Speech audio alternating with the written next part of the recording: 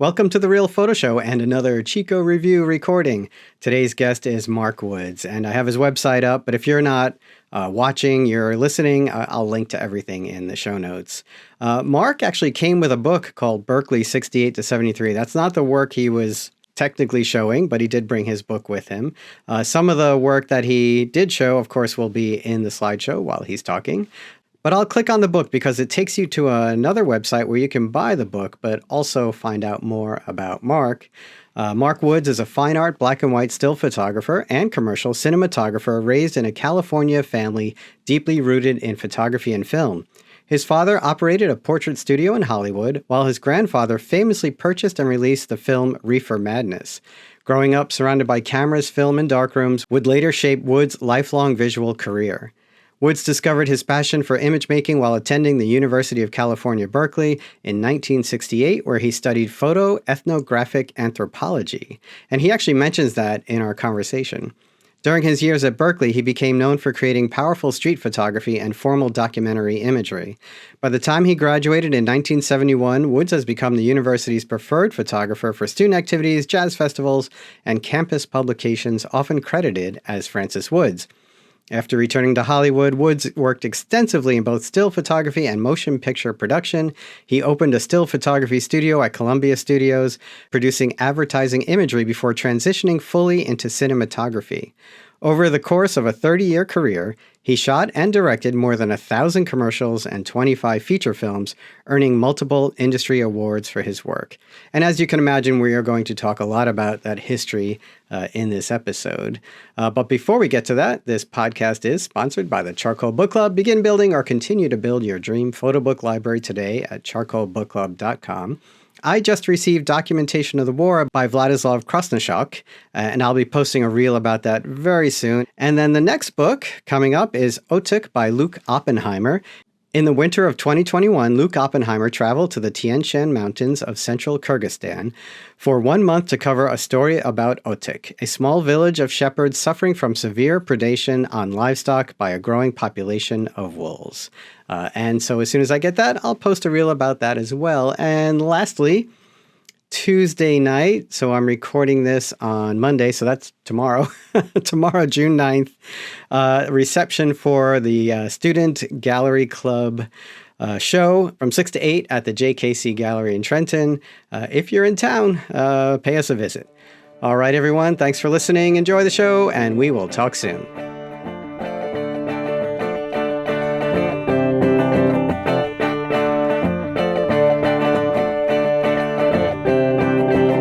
Hi, my name is Mark Woods. Hi, where are you from? I live in Pasadena, California, and I'm a second-generation Californian. So is this your first time here? First time at Chico, Yeah. and it's been fun. Well, this is day one. We're just starting. Yeah. It was fun yesterday too. That's good. With no start, just everybody freaking out about the portfolio reviews. Yep.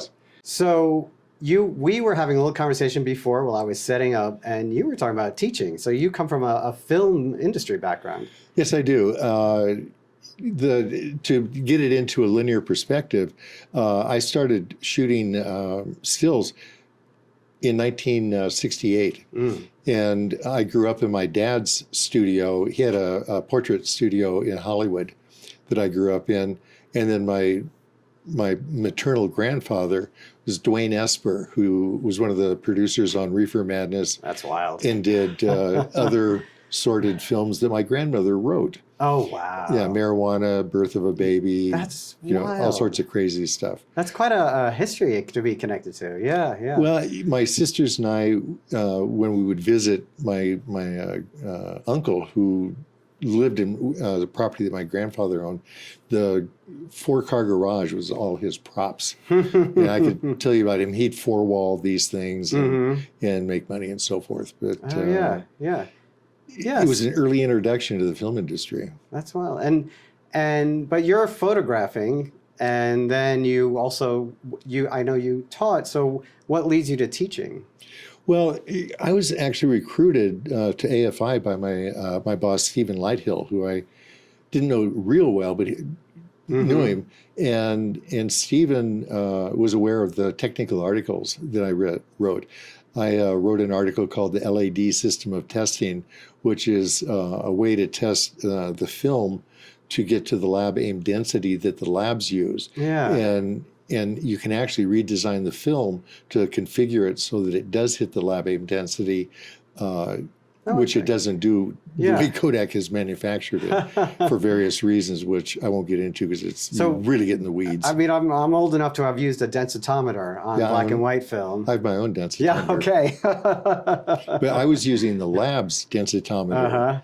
And that's a whole nother story that I won't get into. But it was fun. I was working with the QC guys that were running all the film. Oh yeah, because then they would run the $1 million worth of film. Yeah, millions of feet. Yes. They ran. I think on Sunday night, they ran almost 2 million feet of film. That's wild. Yeah.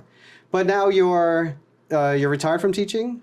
Yeah, I'm retired from teaching, still shooting. And I graduated from Cal in 1971.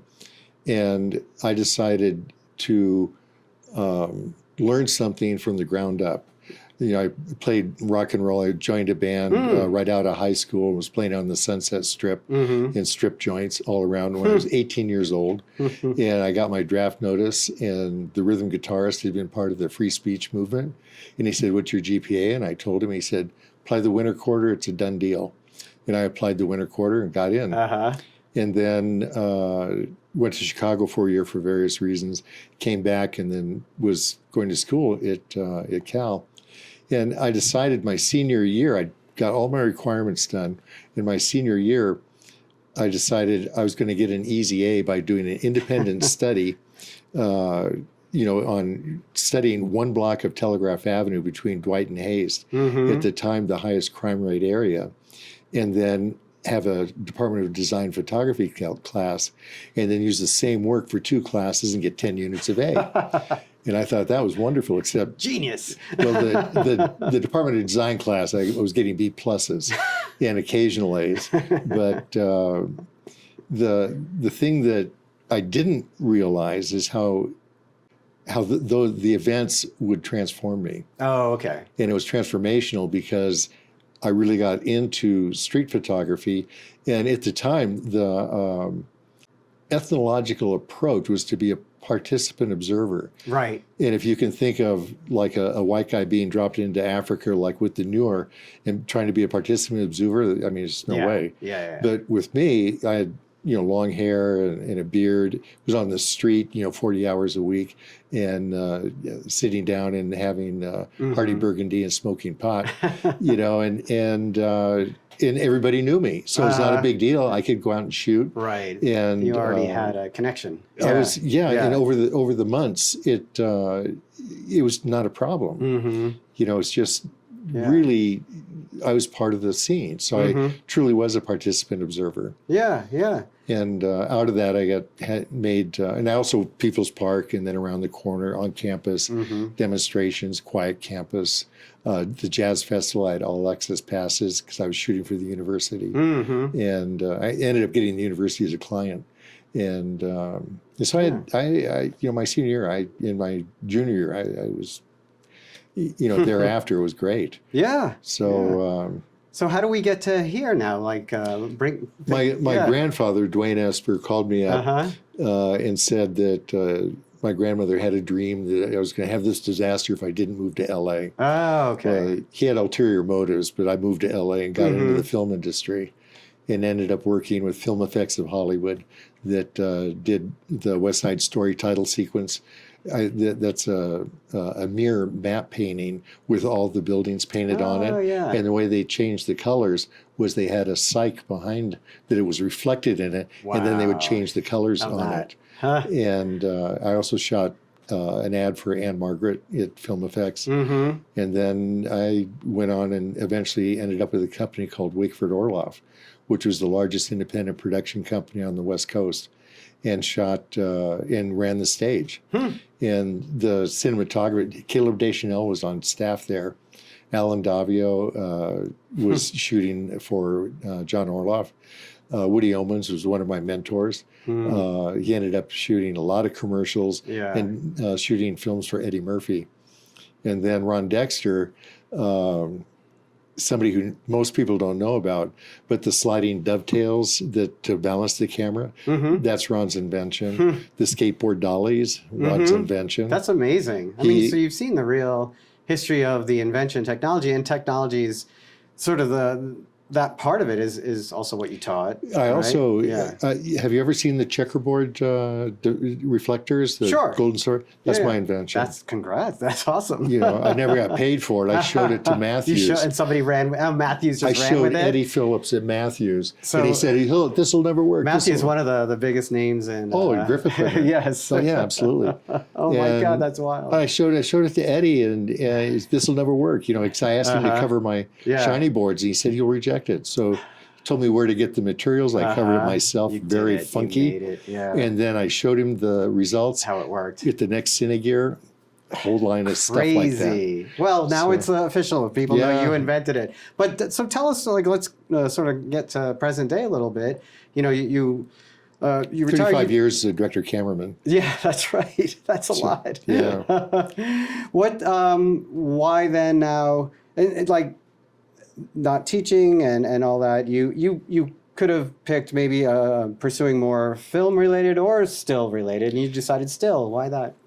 The thing about stills, well, let me put it in context that after shooting propaganda and funky features for 35 years, you know, I shot G.I. Joe commercials the whole year, Barbie the whole year, Wiener Schnitzel, Sizzler, every Sizzler food shop for 2 years. That's how I bought my movie cam compact. Awesome. and all. But the thing is, you know, I didn't like the politics. I didn't like the BS. A number of my clients were real jerks. And I just, you know, I came home and like really bummed out. My wife said, you know, you don't have to work anymore if you don't want to. And so that's interesting. Yeah, you know, I was just having this conversation with a few people where, you know, they've left what they were doing, and it takes a while to realize, even towards the end, that like this level of whatever stress I have or whatever I'm thinking, it becomes normal life, and you don't realize, like, oh wait, I don't have to do that. Well, the thing that helped me out is I owned 4 cameras, one of which was a movie cam compact. And just the body, brand new, was $750,000. I bought it used, you know, for a lot less. But when I decided to get out, I sold my camera for what I paid for it. I got out at just the right time. Yeah. And then I sold all my grip and electrical equipment. That I had a 18-foot step van that had a complete grip and electrical package in it. And then when I got my camera, that got, you know, stored and would get rolled out on rentals. And then I had 30 cases of camera gear in the same truck. That's a lot. Oh yeah, I could shoot. That's a lot. You know, I could shoot. Yeah, yeah. So once I sold that, the day that my dad passed away in hospice at my house, I started building my darkroom on the back of the garage. Wow. And and I had his enlarger because from his Hollywood studio, portrait studio, and a sink that I built the darkroom around that his father built for him in 1954. Oh, that's amazing. And I still have it. And so had his enlarger. Before we run out of time, though, I do want to talk about what you brought to Chico. Okay. What's the work? The materials that I brought is the title of my project is Chasing Beauty. And the still lifes that I brought are standalone photographs that tell a story with the title. And, you know, what I see here is a lot of people doing sequential work. Sure. And I look at that with my anthropological background, is that they're doing photo ethnography with photography. And trying to and coming here for focus and response. I'm here to do that. I'm a unicorn here, in the sense that I'm of the Weston school of photography with still lifes. Like I have a chambered nautilus on water that is shot against black. And you see the reflection in the water, and people think it's a mirror, but there's a ripple there. There's I've got a shot called Round Rock that looks like a planet, but it's got a window lighting it against the ethers in the background. Yeah. So you're not thinking sequentially so much. They're standalones. Yeah. And so but you are thinking book form? I've got a book here. Okay. Yeah, I've got can I show a shameless proposition? You can hold it up if you want. Sure, hold up your book. But in terms of like showing work here, what's the goal? This is in the other room. Mm-hmm. This Berkeley 68 to 73. Nice. You know, the only new photograph are the fumes there that I shot. Right. And then this is the book itself. Yeah. But so then what are you hoping to get out of Chico? I'm looking to see the viability of doing a book on my flowers. Oh, okay. That are studies. And also I have pictorialist images that I brought. Mm-hmm. I actually shoot with a pinhole. Okay. Different images that are pretty amazing. Yeah. And now I'm shooting with a Pentax 67 because the hands don't have the ability that they used to have. Oh, yeah. You know, but I own a Deerdorf V8. Uh-huh. I also have a Sinar V8 or a Sinar, 8x10, and all the backs to go with it, and all the stuff and everything. And I use the Sinar for still lifes where I really need to use the tilts and swings. Sure. Yeah. So it's some macro and close-ups, but you're really in a still life kind of mode. I'm doing beauty. Yeah. I mean, I'm tired of the propaganda and the commercials and the politics. So in some ways, you're letting go of meaning, like you're letting go of like interpretation of meaning. No, it's actually they're standalones. Mm-hmm. I've got one called Morning Coffee, and it's a picture of a newspaper with a coffee cup on a couch. Yeah, and you look at it and you go, "Yeah, that's morning coffee." Yeah. No, I get that. Yeah. I have another one. You're returning to almost like a purity of form in a way. It's in the Weston school. Mm-hmm. It's not the Adams school. It's Weston. Both Edward Weston, Edward Weston, Brett Weston, particularly, absolutely, and all analog, and in the thought of the still lifes. Yeah, and the beauty and shape. Yeah, not function necessarily, but really the shape. It's almost like the abstraction of description, right? It's the beauty of the description. That's interesting because.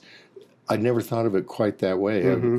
I've thought about it in terms of light and shadow and the graphic representation both of nature and man. Mm-hmm. In terms of what's emotional, what's the emotional level that you're responding to when you look at the image. Yeah. And I don't need a second image to make that one whole. Because this is the one. Right. Yeah, that's unique, I think, here. I think you're right. Because I think there's a documentary, post-documentary style here that is sequential, that is about building from multiples. One of the speakers this morning said that he inherently thinks that photography is voyeuristic. Yeah. That denies my whole existence. I just went... interesting. But that's what you will get here, right? Like you'll see different people with different perspectives. Absolutely. No, but he said it's inherently. Yes, I know. Yes. Voyeuristic. Which denies the whole Western school of photography. Sure. And that kind of struck me as a little odd generalization. Well, I believe that speaker. It doesn't matter to name Yes. We don't need to go there. That's great. Well, thank you. I appreciate you coming and sharing the ideas. Fun. Yeah, thanks again. All right. Thank you much, Michael. Oh, thank you. Yes. Real Photo Show is produced by me, Michael Chovan-Dalton. Music by Matteo Chovan-Dalton and Jim Raimundo. If you like the show, please rate and review with all the stars on your listening platform.